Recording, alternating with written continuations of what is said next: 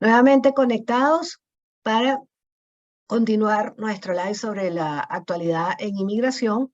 Estábamos hablando del tema de los despidos y qué hacer cuando un trabajador extranjero es despedido y la persona se encuentra en una visa, con una visa de trabajo. Entonces, tenemos que cuando se trata de un trabajador que está en condición o estatus de H1B, H1B o E3, muy importante es que se haga la notificación por escrito al trabajador. Incluso esa compañía debe notificar por escrito Servicio de Inmigración y retirar la solicitud de condición laboral ante el Departamento del Trabajo. Es decir, el empleador, aun cuando despida al trabajador, si el mismo está en una condición de una visa y ha llenado una condición laboral frente al Departamento del Trabajo, debe comprometerse en muchos casos a pagar, o sea, por lo menos con lo que respecta a las H1B, a pagar el pasaje de regreso del trabajador, debe hacer la notificación correspondiente y no solamente al Servicio de Inmigración, sino al Departamento del Trabajo. Por otra parte, como también hay que tener en cuenta que estos trabajadores se han venido con su familia, deben de considerar que tienen un periodo de gracia para partir de los Estados Unidos, es decir, no necesariamente al momento de ser despedidos tienen que salir inmediatamente de los Estados Unidos. Ese periodo de gracia son 60 días tras la finalización del empleo o tras hasta el final de la estadía autorizada. Y esto aplica para trabajadores con estatus E1, E2, E3, H1B, H1B1, L1, O1 y hasta TN. Es decir, estamos hablando de trabajadores que trabajan en empresas que se dedican al intercambio comercial, que están en una E1, o que se dedican a la inversión, que están en E2, o los trabajadores especiales de Australia, que están en E3, los trabajadores que están con visas en ocupaciones especializadas, los trabajadores que no están sujetos al CAP o que es la H1B Fast Track, que es lo que llamamos una H1B que no está sujeta a una limitación. También tenemos los gerentes o ejecutivos en L1 y las personas con talento extraordinario. Les aplica este periodo de gracia de 60 días tras la finalización del empleo o hasta el final de la estadía autorizada de acuerdo con la I-94. Si usted está en esa situación, que fue traído por una empresa americana para un trabajo eh, temporal y está en uno de estos estatus, consulte con nuestra oficina para determinar hasta cuándo usted tiene un periodo de gracia y qué opciones tiene.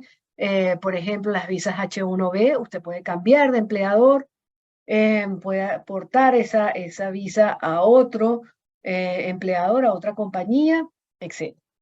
Y también hay que tener consideraciones importantes con respecto a si ya la compañía ya ha hecho un proceso de certificación laboral y de I-140 y ocurre el despido. Ahí hay una serie de consideraciones que tomar en cuenta. Bueno, por último, quería hablar del programa de libertad condicional o parol para Venezuela, Nicaragua, Haití y Cuba, que fue anunciado por el Servicio de Inmigración también en el mes de enero.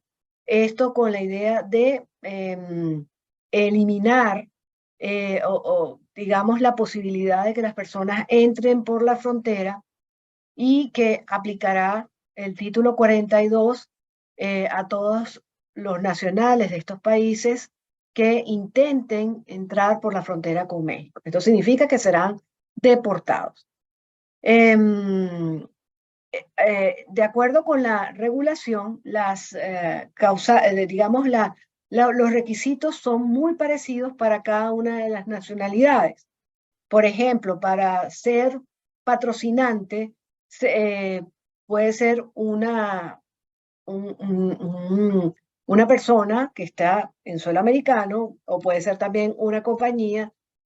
En el caso de los individuos, tenemos ciudadanos americanos, residentes permanentes, aquellos que tienen un estatus de no inmigrante dentro de los Estados Unidos, que tienen TPS aprobado, incluso los que ya tuvieron el TPS y se venció y están en un proceso de renovación, aunque la renovación no se haya, el registro no se haya aprobado, pueden hacerlo.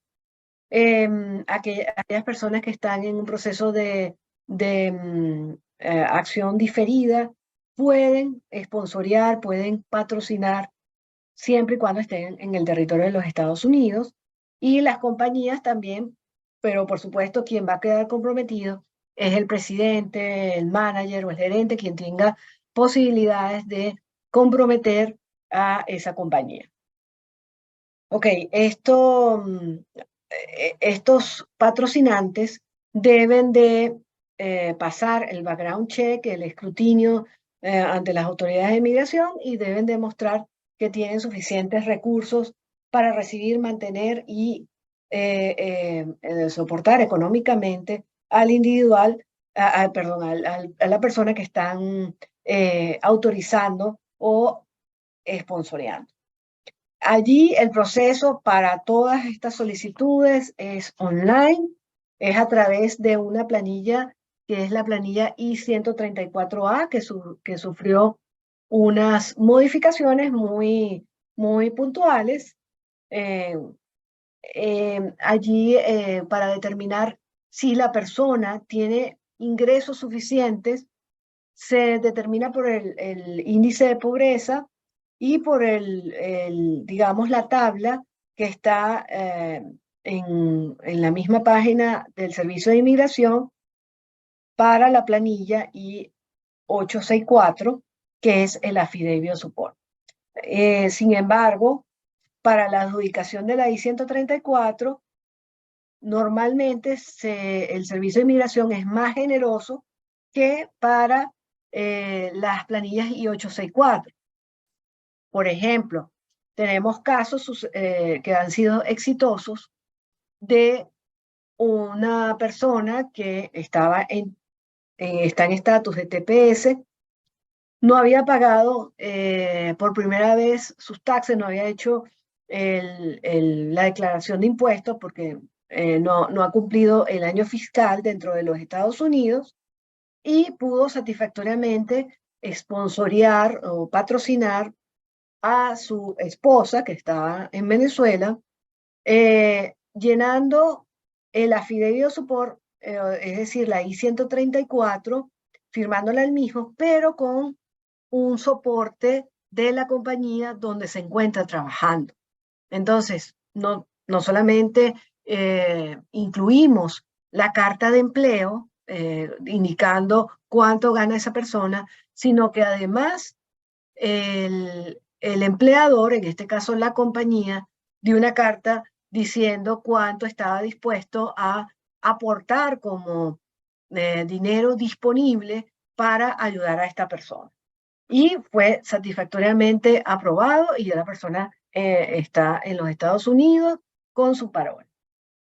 En cuanto a la elegibilidad del beneficiario, tenemos que debe ser un nacional de Venezuela, Nicaragua, Haití o Cuba, o un familiar inmediato de un nacional de Venezuela, Nicaragua, Haití o Cuba, que se encuentran fuera de los Estados Unidos, que no tienen una residencia permanente fuera en un tercer país, y que tampoco tienen un estatus de refugiado o tienen la nacionalidad de ese tercer país.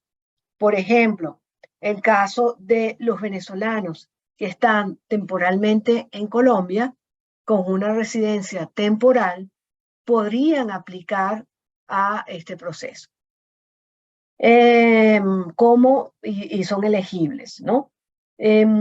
Otra cosa que se aclara y se deja, digamos, muy o sea, con mucho énfasis, es que los niños menores de 18 años deben de viajar con su padre y no pueden ser, digamos, esponsoreados de una manera individual o separada de su padre. Con respecto a la doble nacionalidad, esto no aplica para el esposo o esposa o el hijo o para el hijo menor de 21 años o para incluso la pareja en concubinato o en relación de hecho con el principal beneficiario. ¿Ok? Es decir, que si tenemos una pareja que una persona es de Venezuela y resulta que su esposo ya tiene residencia permanente en Chile, por la vía de la esposa pudiera ser beneficiario. Debe poseer un pasaporte válido. En el caso de los venezolanos, pues hay una excepción. Y, o sea, si tienen todavía preguntas, esto ha sido ampliamente difundido, está en la página de CBP, está en la página del Servicio de Inmigración, en cuanto a la vigencia del pasaporte venezolano y en cuanto a las condiciones de salud, pues deben cumplir con los requisitos de vacunación que están indicados también en las instrucciones. Bueno, cualquier pregunta, nosotros quedamos abiertos aquí unos minutos y les recomendamos hacer sus consultas por la vía de correo electrónico a info@emigralegal. También puede hacer la consulta y agendar su cita a través de nuestra página web, emigralegal.com. A través del teléfono 954-226-8347 y también nuestro teléfono 786-749-8356. Estamos a la orden. Cada caso es distinto. No se guíe por lo que le ha pasado a su amigo, a su primo, a su hermano, porque cada caso es distinto y puede ser, digamos, si usted puede tener un resultado totalmente adverso si usted sigue esos ejemplos y no, digamos, configura su caso de acuerdo a las circunstancias particulares. Bueno, muchas gracias por su atención y sigan. Quiero anunciarles que tenemos un webinar totalmente gratuito pautado para el 2 de febrero a las 7 de la noche. Se va a publicar en las redes sociales una planilla para registrarse. Sobre todo, vamos a hablar de las visas H1B, visas de trabajo para profesionales en ocupaciones especializadas, porque el periodo para aplicar este tipo de visas viene pronto, a ser a partir del 1 de marzo. Entonces, si usted es una compañía americana o representa una compañía americana que quiere traerse trabajadores extranjeros, profesionales, capacitados, pues lo invito a unirse a este webinar, o si es un trabajador profesional que ha recibido una oferta o que puede tener un potencial empleador en los Estados Unidos, también lo invito a unirse a este webinar. Muchas gracias y bueno, nos estamos viendo en un próximo live.